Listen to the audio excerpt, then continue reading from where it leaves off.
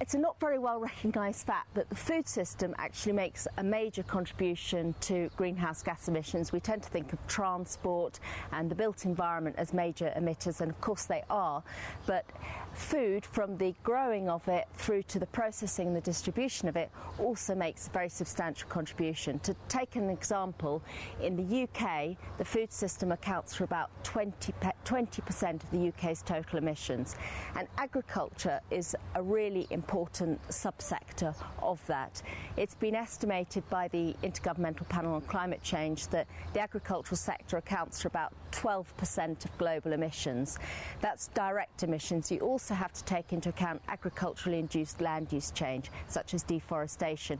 If you include that, the figure rises to as much as 30% of global emissions are attributable to agriculture. And the thing about agriculture is that we have to consider what it is that we're growing and what the relative contributions of different food commodities are.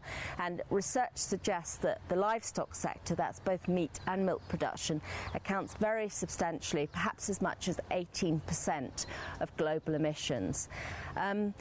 There's been an awful lot of research in recent years which looks at how we might tackle and reduce emissions from agriculture in general and livestock in particular, and there's a great deal that can be done, from better soils management, grazing management, breeding for greater productivity, managing the feed inputs, and so on and so forth.